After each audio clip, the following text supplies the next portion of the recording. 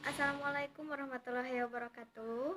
Kami dari kelompok 1 akan menjelaskan tentang Pancasila dalam kajian sejarah bangsa Indonesia. Saya Gafira Ridya Ajijah selaku moderator. Kami beranggotakan dengan Alifa Humaira, Apep Munawar, Desti, Ikna Hanifatun Nisa, Rahmat Ramdhani, dan Sakinah Nurul Fat. Untuk selanjutnya langsung kepada pemaparan materi. Untuk pemateri yang pertama akan disampaikan oleh saudara Apep Munawar. Kepadanya kami persilahkan. Yang pertama, Pancasila Prakemerdekaan, masa Kerajaan Kutai. Kerajaan Kutai merupakan kerajaan bercorak Hindu pertama yang berdiri di wilayah Indonesia. Pada masa Kerajaan Kutai, nilai-nilai yang terkandung dalam Pancasila telah tercermin dalam tatanan kehidupan masyarakatnya. Di antaranya yang pertama nilai sosial, di mana pada saat itu Raja Mulawarman dan masyarakatnya melakukan sedekah kepada Brahmana. Kemudian, para Brahmana juga membangunkan yupa sebanyak 7 buah sebagai sarana peribadatan, sebagai pembalasan atas kedermawanan raja dan masyarakat. Yang kedua yaitu nilai ketuhanan, di mana pada saat itu masyarakat Kutai telah memeluk kepercayaan terhadap adanya Sang Maha Pencipta, yaitu dengan memeluk agama Hindu. Yang ketiga yaitu nilai kerakyatan, di mana pada saat itu rakyat Kutai hidup dengan sejahtera dan makmur. Yang terakhir yaitu nilai persatuan, di mana wilayah kekuasaan Kerajaan Kutai pada saat itu telah mencakup hampir keseluruhan wilayah Kalimantan Timur. Hal tersebut menunjukkan bahwasannya nilai persatuan telah terwujud pada masa Kerajaan Kutai. Sekian, terima kasih. Terima kasih kepada saudara Apep yang telah memaparkan materi dengan baik. Untuk pemateri selanjutnya akan disampaikan oleh saudari Alifa Humaira. Kepadanya kami persilahkan. Kerajaan Sriwijaya terletak di Pulau Sumatera yang berdiri pada abad ke-7 dan dikenal sebagai kerajaan yang bercorak maritim di bawah kekuasaan Wangsa Sailendra sekitar tahun 600 sampai 1400 Masehi. Kehidupan pada masa Kerajaan Sriwijaya telah diatur dengan baik seperti dalam sistem perdagangan, pengurusan pajak, pembangunan, dan sistem kerohanian. Nilai-nilai kebudayaan tersebut sebenarnya telah menunjukkan nilai-nilai yang terkandung dalam Pancasila, yaitu nilai sila pertama ditunjukkan pada masa Kerajaan Sriwijaya telah berdiri pusat kegiatan pembinaan serta pengembangan agama Buddha. Kehidupan masyarakat Hindu dan Buddha telah berjalan dengan damai dan berdampingan. Nilai sila kedua ditunjukkan pada masa Kerajaan Sriwijaya, yaitu telah terjalinnya hubungan politik antara Sriwijaya dengan dinasti Marsha dari India. Kala itu ada pengiriman pelajar ke luar negeri sebagai bukti adanya politik luar negeri bebas aktif. Nilai sila ketiga ditunjukkan dengan nilai persatuan pada masa Kerajaan Sriwijaya telah tergambar dengan penerapan konsep negara kepulauan yang sesuai dengan konsep wawasan Nusantara. Terima kasih kepada saudari Alifa yang telah memaparkan materi. Untuk pemateri selanjutnya akan disampaikan oleh saudari Sakinah Nurul Fat. Kepadanya kami persilahkan. Nilai sila keempat dibuktikan dengan Kerajaan Sriwijaya memiliki kedaulatan wilayah yang cukup luas, mencakup Siam dan Semenanjung Melayu. Nilai sila kelima dibuktikan dengan Kerajaan Sriwijaya memiliki kehidupan rakyat yang makmur dikarenakan menjadi pusat pelayanan dan perdagangan yang maju saat itu. 3. Masa kerajaan sebelum Majapahit. Jauh sebelum berdirinya Kerajaan Majapahit telah terbukti peradaban bangsa seperti adanya Candi Borobudur dan Candi Prambanan yang mengandung berbagai nilai-nilai yang berhubungan dengan Pancasila. Adapun kerajaan-kerajaan yang berdiri diantaranya yaitu yang pertama Kerajaan Kalingga yang berdiri pada abad ke-7, yang kedua Kerajaan Sanjaya yang berdiri pada abad ke-8 yang berkontribusi dalam pembangunan Candi Borobudur, Candi Prambanan, dan Candi Kalasan yang memberi simbol dari nilai toleransi dan humanisme. Yang ketiga, Kerajaan Isana dan Dharma Wangsa yang berdiri pada abad ke-9 dan ke-10. Yang keempat, Kerajaan Airlangga yang berdiri pada abad ke-11, di mana nilai toleransi terlihat dengan beberapa agama yang hidup berdampingan serta membangun kesejahteraan rakyat sebagai pencapaian dari sila kelima. Terima kasih kepada Saudari Sakina yang telah memaparkan materi dengan sangat jelas.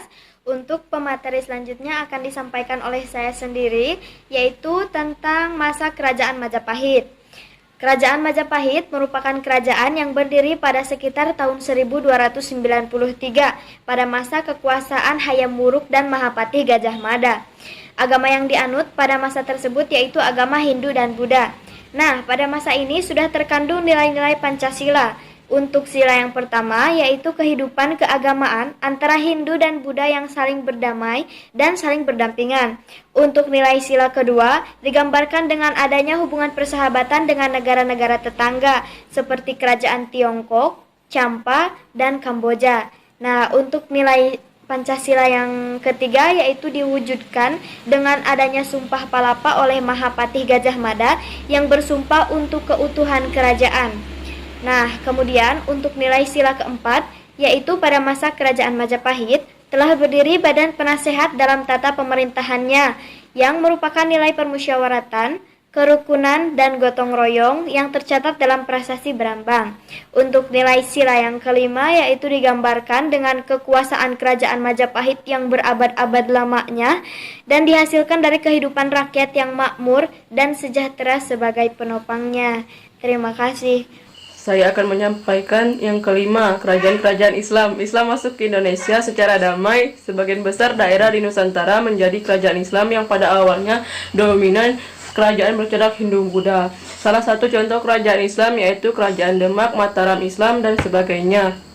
Yang keenam, penjajahan dan perlawanan terhadap para penjajah. Bangsa Eropa masuk ke Indonesia pada abad ke-15-11, yang dimana pada saat itu bangsa Portugis juga masuk ke Indonesia dan berhasil menguasai Malaka.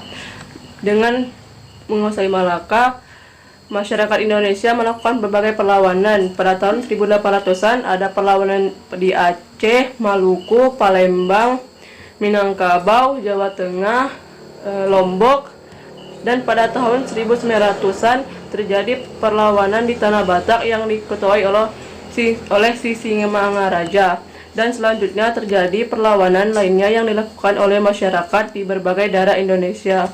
7. Kebangkitan nasional. Kebangkitan nasional adalah suatu proses sejarah yang penting untuk kelahiran negara Indonesia. Rasa kebangkitan Indonesia ini mulai timbul saat adanya kaum gerakan terpelajar. Pada gerakan terpelajar ini terdapat dua ideologi yaitu ideologi kebangsaan dan ideologi Islam.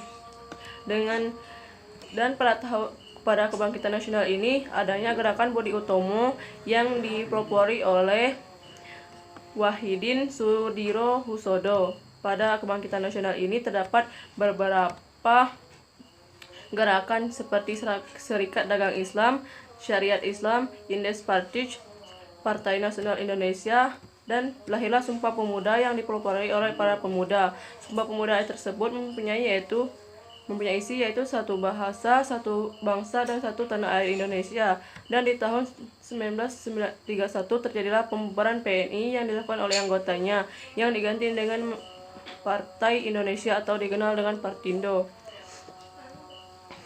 Di tahun 1933 lahirlah Pendidikan Nasional Indonesia dari kalangan Demokrat, yaitu diantaranya Hatta Syahril yang memiliki semboyan kemerdekaan Indonesia mesti digapai dengan kekuatan sendiri. Yang ke-8, Sumpah Pemuda.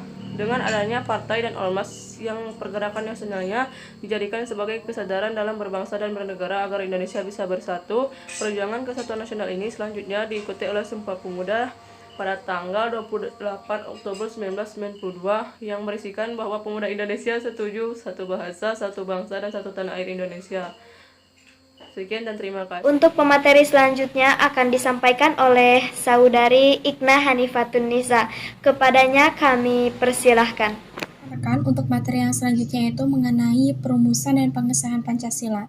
Perumusan Pancasila ini dimulai pada saat penjajahan Jepang, yakni pada 8 Maret 1942, di mana di Kalijati, Subang, Jawa Barat, Belanda menyerahkan kekuasaannya kepada Jepang. Nah, pada saat itu fasis Jepang pun masuk ke Indonesia dan disambut baik oleh bangsa Indonesia karena masuk dengan propaganda 3A. Kemudian karena bangsa Jepang itu ketika berperang dengan fasis Jerman mengalami keterdesakan hingga akhirnya membutuhkan bantuan dari bangsa Indonesia, dan pada akhirnya memberikan janji gitu kepada bangsa Indonesia, janji kemerdekaan. Nah, untuk merealisasikan janji tersebut, maka Jepang membentuklah BPPKI, yang mana BPPKI ini melakukan sidang 2 kali. Untuk sidang yang pertama itu mengenai perumusan dasar negara, tetapi masih belum menemukan keputusan yang tepat, hingga akhirnya dibentuklah suatu panitia, yaitu panitia 9, yang mana panitia 9 ini meneliti dari hasil-hasil sidang pada BPPKI hingga akhirnya menghasilkan suatu keputusan, yakni mengenai rumusan-rumusan dasar negara. Kemudian setelah BPPKI ini selesai dengan tugasnya, maka dibentuklah PPKI untuk menindaklanjuti kedepannya itu seperti apa. Nah, kemudian masuklah pada fase proklamasi, yang mana fase ini Insinyur Soekarno bersama Muhammad Hatta itu mendeklarasikan proklamasinya itu di Penggagasan Timur, Jakarta. Itu pada hari Jumat jam 10. Kemudian setelah itu, sehari setelah proklamasi, diadakanlah sidang PPKI gitu. Yang mana sidang PPKI ini dilaksanakan 3 tahap, tetapi dari hasil keputusan yang paling bersejarah itu mengenai pengesahan Undang-Undang Dasar 1945. Baik, terima kasih kepada Saudari Ikna yang telah memaparkan materi dengan seksama. Untuk pemateri selanjutnya akan disampaikan oleh Saudara Rahmat Ramdhani. Kepadanya kami persilahkan. Baik, yang selanjutnya ada era pasca kemerdekaan. Yang pertama yaitu era Orde Lama. Nah, pada era ini masyarakat yang kecewa terhadap kebijakan pemerintah mencoba melakukan makar seperti DITII, PRII, dan Permesta. Nah, melihat kondisi yang demikian, maka Presiden Soekarno telah mengeluarkan dekret presiden untuk kembali ke Undang-Undang 1945. Nah, di orde ini, kabinet pemerintah jatuh bangun sebagai akibat adanya polarisasi kepentingan politik yang kejam. Nah, kemudian Soekarno memilih untuk menerapkan demokrasi terpimpin daripada demokrasi liberal. Nah, yang kedua itu yaitu era Orde Baru. Nah, Orde Baru ini ditandai dengan terjadinya berbagai aksi yang dilakukan oleh beberapa parlemen masyarakat yang timbul di mana-mana seperti Tritura. Nah, Tritura ini mengandung yang pertama itu pembubaran PKI dan ormas-ormasnya. Yang kedua itu adalah pembersihan kabinet dari unsur-unsur gerakan G30 SPKI. Yang terakhir itu adalah penurunan harga. Nah, karena kuatnya aksi dari tuntutan rakyat tersebut, maka pada orde ini pula dikeluarkannya surat pemerintah 11 Maret yaitu Super Semar.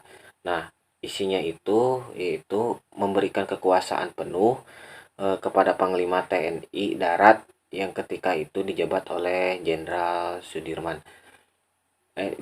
Soeharto.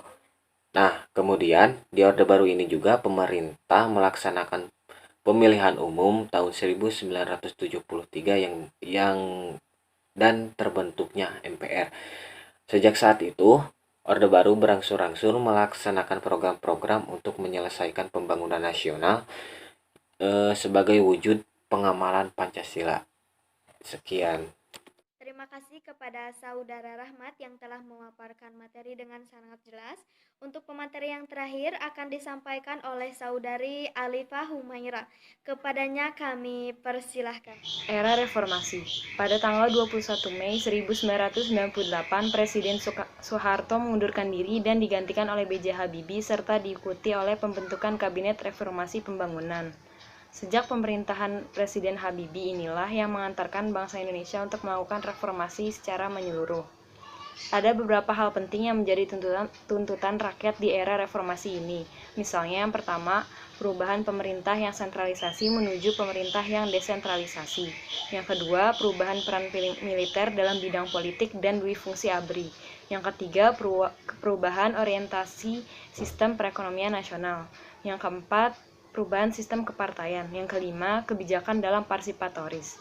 Perkembangan penanaman nilai Pancasila pada era reformasi ini diantaranya yaitu dibentuknya Kajian Konstitusi dan Pancasila, disahkannya Undang-Undang Nomor 12 Tahun 2012 tentang Pendidikan Tinggi, diterbitkannya Kepres Nomor 54 Tahun 2017 tentang Unit Kerja Presiden Pembinaan Ideologi Pancasila atau UKP PIP, yang selanjutnya berubah menjadi Badan Pembinaan Ideologi Pancasila atau BPIP. Telah sampai kita pada penghujung materi. Untuk kesimpulan, Pancasila merupakan falsafah dan dasar negara Republik Indonesia sebagai pedoman bagi segala kehidupan bermasyarakat, berbangsa, dan bernegara bagi seluruh rakyat Indonesia. Pancasila terdiri atas 5 sila yang mengandung nilai-nilai di dalamnya. Nilai-nilai tersebut diwujudkan sebagai pengamalan dalam kehidupan bermasyarakat. Seiring dengan arus globalisasi, penerapan nilai-nilai Pancasila kian memudar di tengah-tengah masyarakat, sehingga Pancasila tidak mampu lagi menjadi pandangan bagi masyarakat Indonesia. Hal ini juga meliputi para generasi muda di Indonesia. Generasi muda sebagai generasi penerus bangsa diharapkan dapat membawa kembali perubahan-perubahan dan dapat membangkitkan kembali nilai-nilai Pancasila. Nah, melalui pendidikan Pancasila lah kita dapat membangkitkan kembali nilai-nilai Pancasila tersebut. Mungkin sekian dari kelompok kami. Mohon maaf bila ada kesalahan. Billahi taufiq wal hidayah. Wassalamualaikum warahmatullahi wabarakatuh. Dadah.